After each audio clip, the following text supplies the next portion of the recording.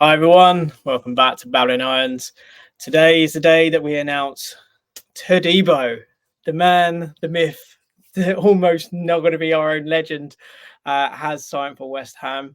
Before we get into all of the craziness that's gone on in the last 24 to 48 hours with regards to it, Sloth, what are your initial feelings on Todibo signing? I think it's a fantastic signing.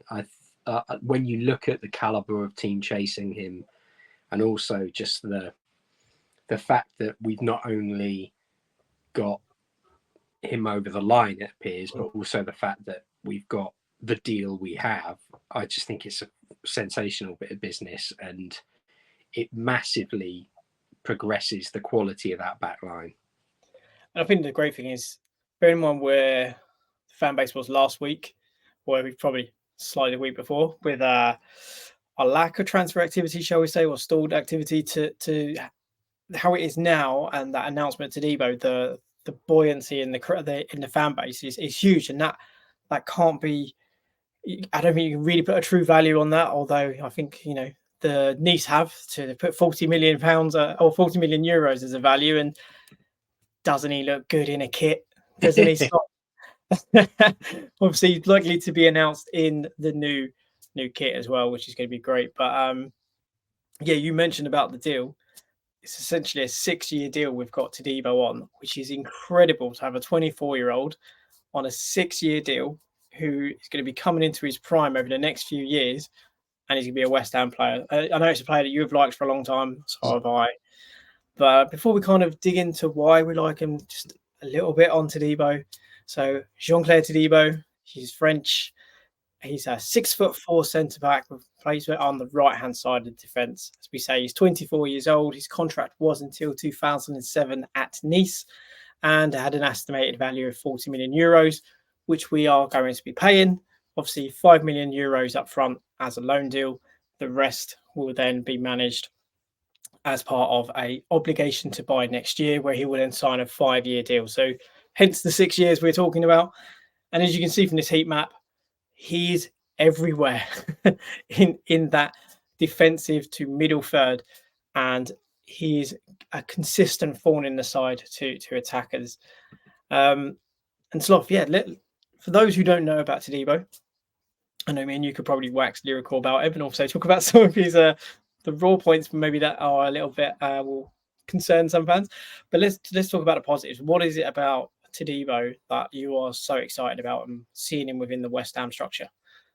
I think the big ones that you talk about are the pace, the physical presence, and also just the ability on the ball. He's not just a kind of old school defender, not knocking that, but it's we've got Max Kilman for that, someone to kind of be that bit more defensive minded. But in Todibo, we've got someone with an excellent range of passing and the ability and confidence to go past someone, maybe do a trick or hit a 30-40 yard pass. And I think when you have the combination of all those things, that physicality, the strength, the power, the pace, it's really difficult to kind of defend against, but also play against. So I think that the player we're getting is going to be top grade, but I think also importantly, he's not going to be let down by other areas of the squad. And I know that you and I have differed on who the right back should be, but I think that potentially who we're looking at, the options we're looking at, seem to be a bit more defensive minded. And I think that the balance of that is really strong. If you have two more defensive players, it will allow Todibo to progress the ball. And when you have that, you essentially have someone who can throw themselves at a cross or a set piece, whatever it may be, but also then be able to sprint back. That is an excellent thing for both ends of the pitch. And it can't be stressed just how high of a quality player he is when it comes to reading the game, out like being able to communicate with his other defenders as well, but also to technically take the ball down, keep his head up, not even have to look at the ball. Because I know it's a bit of a cliche, but Zuma is really someone we're going to mention, but he was the best at it in terms of trapping the ball, controlling it, and just keeping his head up, being aware of where everyone else is and being able to carry it that way. Being so confident on the ball when you're a centre-back is a huge asset to have. Yeah, no, I absolutely agree. And I think the one thing you will see with Todibo, for those who've not watched him that as much, is he's a player that will be some of the old school kind of Beckenbauer-esque defender who likes to step out of defence. Rio Ferdinand, who we used to have, that defender who is actively willing to step out of defence and bring the ball forward. To the point of what we've seen Aguerd do on a couple of occasions, do incredibly well. Todibo will do that, but he will do it from an aggressive, looking to press and nip in and get the ball. And then he will not stop as just a small surge. He will keep going and go into the area. There's a couple of great clips. If you look on Twitter, it's actually showing some of those kind of pieces. But you say his ability to read the game allows him to do that with quite a degree of regularity. Hence why, when you look at that heat map that we showed, if we look at it like this, why it's so heavily concentrated in between the kind of the halfway line and the 18-yard box, because he's aggressive as a defender. He's not what we've seen in Zuma. That aggressiveness, probably the only last time we saw a defender that steps out as aggressively was Diop. But I will curb your concerns in that his reading of the game and his concentration is at a much superior level. And I've said it before on our Twitter, and be interested to see what your view is on this. But the way that I look as to this transfer is it's Lopetegui getting his new Jules Koundé into that defensive pairing, and very much to be like what he had with Sevilla. Just be interested to see what your thoughts on that. Do you think it's a good kind of comparison for those who maybe haven't watched Todibo to think of a defender that is around Koundé as a centre back, and how he will maybe be deployed at West Ham for Todibo? That is, obviously. I think Koundé is a very good comparison in terms of player. The thing that I was going to mention as well is that I think when you look at his current centre-back partner in Dante, someone who is that bit more old school and less mobile, but probably more confident in the air. I know he's a lot more successful in his aerial duels and that area of his game, but I think Kilman can do that very well. But the thing about Todibo is that he really brings you a combination of all of those things. And where Koundé, as you mentioned, is so confident progressing the ball and confident with his aerial ability, even though he is, much smaller in size. I think just under 6 foot, is he? I think 5'10", 5'11", something. Yeah. But then again, so was one of the best centre backs of all time in Carlos Puyol. So it's someone who I've modelled my hair on. I think that. In the illustrious mane you've cultivated. Well, I think that's a kind word.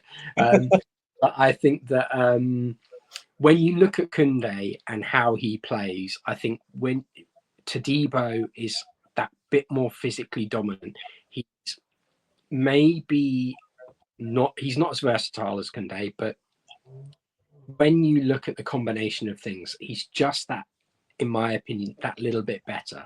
And he will be someone who will communicate a lot with his centre-back partner, whether it's just in kind of understanding where they are or when he can press, when he can do those things, ping a 30, 40-yard pass. He will be looking to see where his options are. And Koundé is almost exactly that sort of player. He has got fantastic vision, but also the prediction and the fact that he will look up and say, I can hit a 30, 40-yard pass into my left winger, but it will allow them to run onto it. And one of my frustrations with watching West Ham last season was that so many times we saw the ball played behind a player and they had to slow down, pick it up. And when you look at the type of player Todibo is, that's not what he's going to be doing. Fingers crossed anyway. But, that's not the sort of pass he looks to play. And although he will be smart with his defending, he will look to progress us forward. With the pace that we have, the pace that he also possesses, I think that's a really tantalizing prospect, because he can lead a press, he can lead a press against a counter attack, or he can look to add into an attack. But when you're talking about, say, a Somerville cutting inside, if a defender has made that tackle, knocks it 5 yards forward of himself, Todibo will quite often just be there to pick it up and then retain possession. And I think that is something that in the modern game you might expect from your fullbacks, but from a centre back to be able to do that and then get back is probably his best asset, in my opinion. Yeah, no, totally agree. And before we go on, we're just going to have a quick word about our sponsor, and then we'll just come and jump straight back in. This video is sponsored by Emotive. Emotive provide cutting-edge digital services, solutions, and training to companies and businesses of all sizes. Emotive have worked with some fantastic brands in the past, as you can see behind me, the likes of Apple, Google, Tesco, and of course, Babylon Irons. Emotive offer 4 key services, the first being digital solutions, the second being professional training and coaching, the third being fractional experts, and the fourth being AI readiness. We're going to be working with Emotive on our channel to improve how we showcase the data to you guys in our breakdown videos and data analysis videos. If you want to find out more information about how Emotive can work with you, make sure to scan the QR code now, which will take you to emotivetouch.com, where you can find out more details about the company, and the link will be in the description. A massive thank you to Emotive once again for sponsoring this video, and let's get back to it. So your Sloth, we've kind of talked about his pace, his passing, his ability to read. What it does allow us to do with obviously Kilman, because he does have a good level of pace, is to step a bit higher. If we are to sign Aaron Wan-Bissaka, again, it's that a little bit of pace on that right-hand side that, again, allows us to play that much higher line. And I think that's really going to kind of feed in and help enable what has been so good about Todibo at Nice. As we can kind of look from these statistics as well. Despite his size, it may also look like, yes, again, that he's not involved in many aerial duels. He's not necessarily winning those. But to Sloth's point, Dante has been a centre-back partner who tends to be the player that does that. You tend to have Todibo be the player that either plays in that kind of recovery position when Dante goes forward for headers, or he's looking to advance out and trying to intercept, which is what you can see. The interceptions are such a high. They are well above average. But one thing that we're going to see, which is a huge difference to what we saw last year, is out ball playing. His ability to not only progressively pass the ball with great accuracy, the way he's able to keep the ball, it's also how he can progress it as well. We mentioned about him stepping out of the back line and bringing the ball forward. We're also going to have Kilman, who's going to be incredibly comfortable. It just means that we've talked about it a lot, and it's one of those buzzwords, having press resistance and having that. By having 2 centre backs who can essentially sit in pressure and accept pressure is going to allow us to draw the opposition onto us a lot more and to kind of play through that.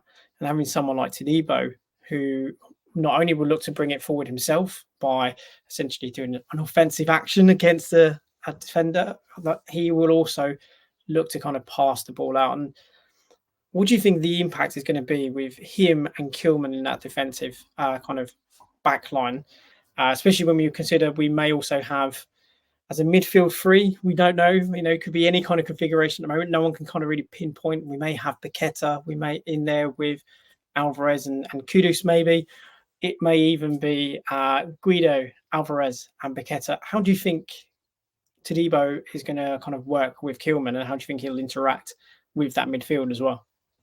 I think they'll work really well. And, I kind of touched on the fact that I think having two defensive-minded players either side of him will really help bring the best out of his game in a sort of progressive and attacking sense. And I know that's not what you want a centre-back for, but if you think about how people spoke about Harry Maguire when he was at Leicester and even at Hull, but that sort of Roy of the Rovers style, I think Todibo kind of combines that cliche with the fact that he has a defensive mind. He may he may cause you issues at times because he'll lose the ball, but generally if he loses the ball, he'll lose it quite high up. So it's not a case of him just dilly-dallying in the back line and giving it away and leading to a one-on-one. There's always players behind him. And I think that Kilman will also understand that. He will look to Todibo to be that carrier and to be that more attacking option, because let's face it, that's not what Kilman really is. From set pieces, yeah, sure, Kilman may be the one who goes. But I think that when you're looking at them from an overall defensive point of view, I think Kilman could potentially be his Dante. And, you know, I don't need to tell anyone just what a quality player Dante is. So I'm not saying Kilman's at that level, but I think that when you look at having someone who can be the sort of sponge and soak up the aerial pressure, soak up the sort of more defensive work and be willing to stand back, it gives Todibo the license to take on a man, but also ping a 30-yard pass, a diagonal ball, and find someone like Somerville who may be in space, or, you know, Kudus, Bowen, anyone like that. But one thing that will also be very important is, you know, we're going to have not just Antonio, but Fulkrug up top, maybe another. But I think that physical presence, I'm not saying set piece FC is back, but I think that when you look at but we will have 2 6'4" centre backs. We'll have, I think Alvarez is 6'3". Guido, I think, is around about 6 foot, so he's not enough nest at all. But you've got Fulkrug, who even admits he loves crosses and getting on the end of them. He's 6 foot plus. Having players who willingly and wantonly want to attack the ball is something that we've seen many a year with Souček to great effect. And if we can have that, like set piece FC may come about without the master of the set pieces around in David Moyes. And I think that's something that when you look at the sort of spine of the team, it's not just a physical edge, it's the technical ability and the overall assets of their game. And I know that we've kind of spoken, fans have been a bit harsh on Souček. You know, I think everyone has at times been frustrated with him, but you're really combining the best of what he does with and removing the more frustrating sides of his game to the whole 11 almost. And I think that when you have that, not just in a back line, but also in, you know, Guido and Alvarez in front of them, it allows for so much more progression. And, you know, I mentioned in a video previously that we saw at times Alvarez was getting forward and trying to get more, you know, Everton away in particular. But I think that if he knows that he's got someone like Todibo, last season he didn't have the confidence to be able to step up and do that. It just means that you have that bit more of an attacking mindset, or shall we say, the sort of shackles are off, where you can take a bit more of a chance as a team, and not just as a defense, not just as a midfield or an attacking lineup. It's one of those things where a side is very much willing to take more chances because they have more confidence in the players around them. And if you look at Max Kilman and Todibo next to each other and you don't feel confident in the defenders behind you, that should worry you more. No, totally agree. And before we kind of get on to how Kilman and how Todibo kind of match up statistically, I think it's probably good to look at the man he's going to replace, which is Kurt Zouma. Now, there has been an image going around which is slightly disingenuous because it's just looking at passing stats, and in fairness, there's no way shirking it or kind of hiding away from it. Zouma was statistically our worst defender last year, from a passing perspective, from a kind of defensive actions and so on. He was, by and large, one of the worst, unfortunately, for us. He did score 3 goals. However, it wasn't a Kurt Zouma we've seen it in other years. Unfortunately, his body is giving up on him. Like, we won't kind of be derogatory towards Zouma, because at the end of the day, he's been a fantastic servant in that time that he has been with us. It's unfortunate that his body cannot cope with the rigours of the Premier League. But if we were to actually look at, this one here, the comparison here. Now, a lot of that kind of showed how bad he was. And that's probably a poor choice of words, but it's just how ineffectual he would be in possession, because he wasn't really kind of used in that way. We weren't really interested in holding possession, playing out from the back as such. And you can clearly see when you look at this mapping of Todibo to Zuma from a ball playing perspective, it's night and day. From a defensive point of view, far more aggressive in terms of successful defensive actions. The duels and the duels won, far more aggressive. Obviously, where Zuma was, I guess, much stronger is in how much he kind of put himself in those aerial situations, how many times he got himself in positions to block. Now, while Zuma couldn't necessarily get about as much as he used to, he was very effective in getting in the way of opportunities, to throwing himself into kind of headers and so on, which often would scare us because of the way he would land was often not great. But I do feel there's been slight disingenuous comments made to Zuma, and I feel that he deserves just a little bit of a level playing field here. But we are really, in all honesty, getting an upgrade with Todibo. Yeah, definitely. And I think that you're talking about the level of a player who matches kind of what Zuma brought when he joined that first season, which is what I was kind of talking about earlier, the quality of like defending with your head up and being able to pick out those sort of passes. I think that's what Zuma did when he joined. But, I think a lot of the criticism is fueled by some of the actions he's had off pitch. I think some of that's often sentiment, but also I think that, there's also the frustration that I think quite a few of the fans could see there was an issue there with his fitness. And had we acted last summer, it may well have had a more positive impact on the season. And he was great for the start of the season, but I think that you really saw him start to fall apart towards the end of the season or around that halfway point. And I think that, like you mentioned, he's always incredibly strong and dominant in the air. And I think that has always been one of the standout elements of his game.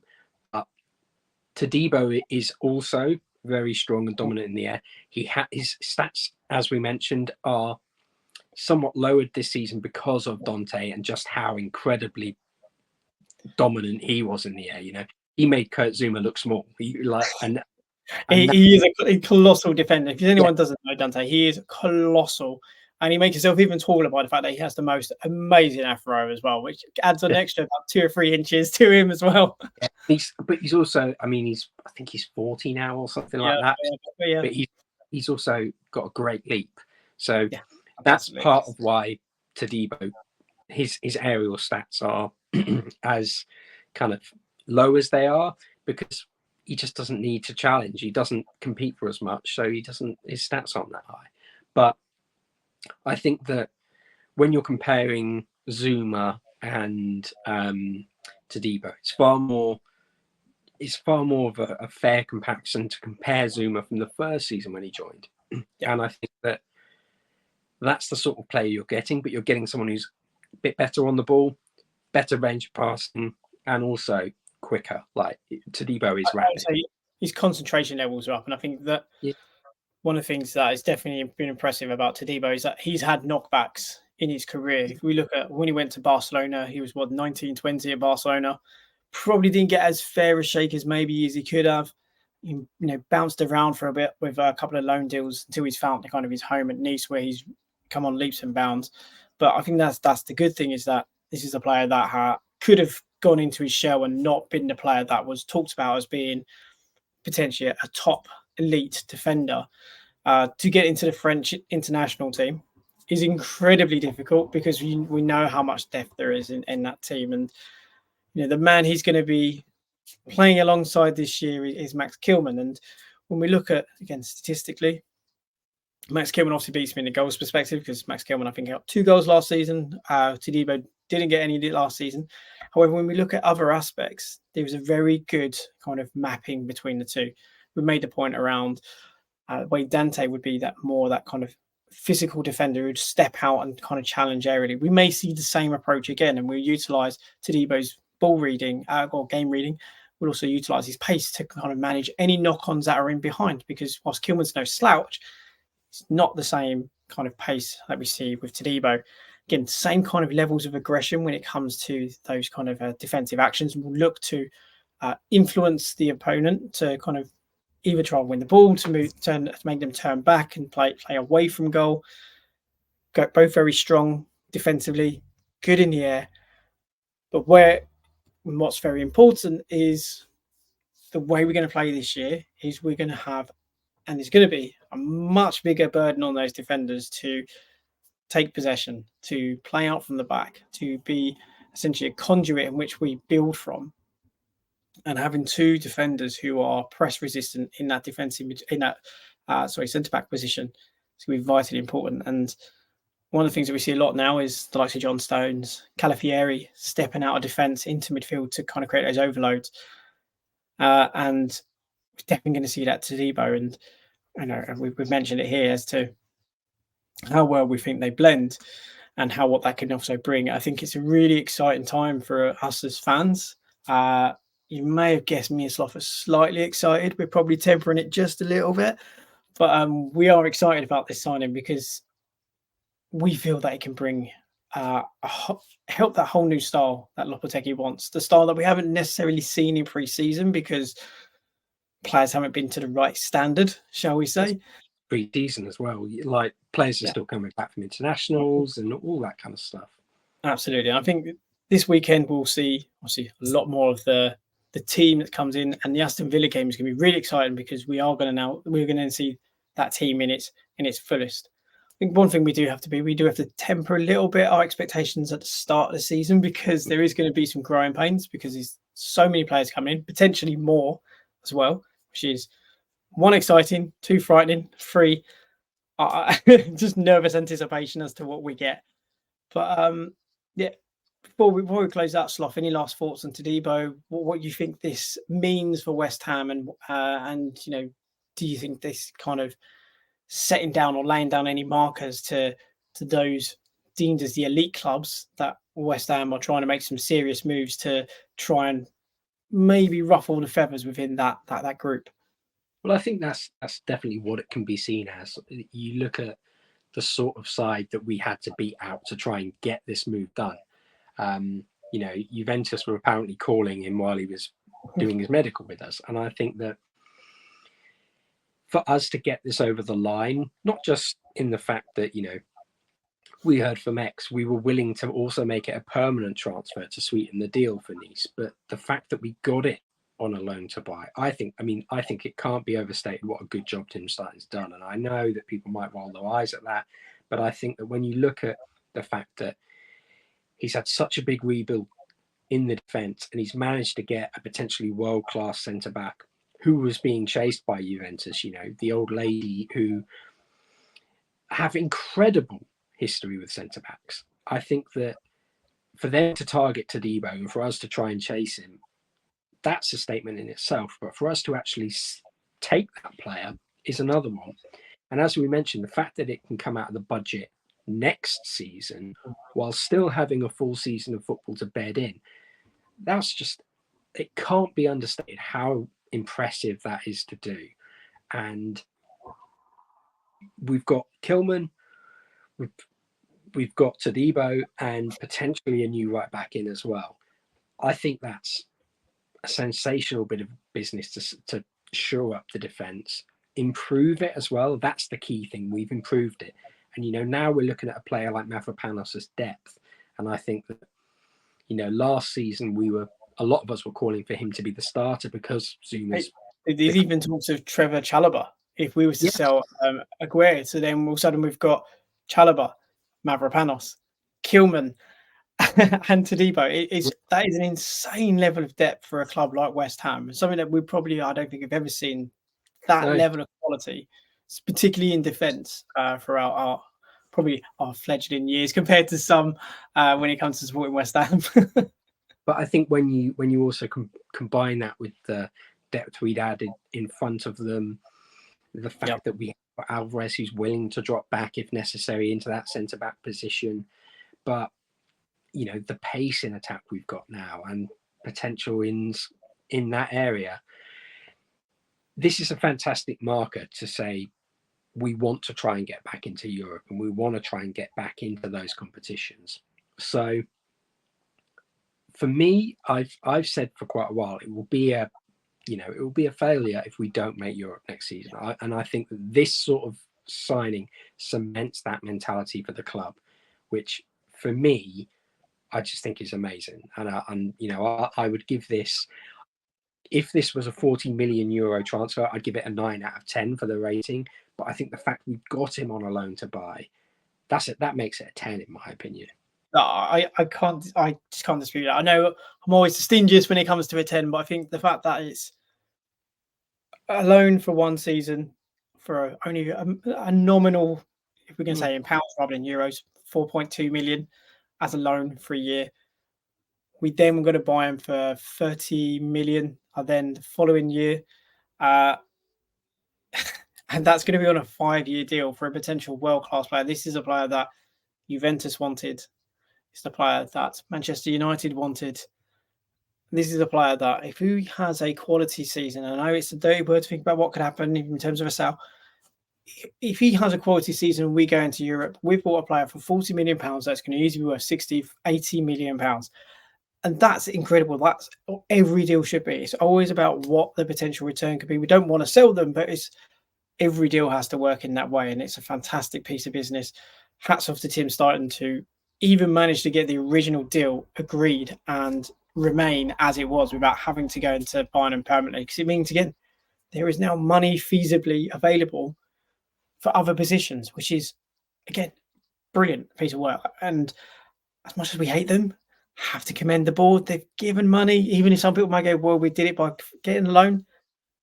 Money's been made available. They've committed to Stuyton. They've committed to Lopetegui. Long may that continue in this window to get some more players in. But let's know your thoughts. Everyone, are you happy with Todibo? What else do you think is missing from our squad? What do you want to see in the remaining games? And also give us your thoughts on what you would have as the starting 11 going into Aston Villa. Assuming we also bring in Wan-Bissaka, what would be your 11 in the upcoming game against Villa as well? But yeah, everyone, thanks for watching. If you like this, please do like, please do subscribe, hit the notification button, all of those things. And until next time, Sloth, one last thing to say, and that is, come on, you Irons.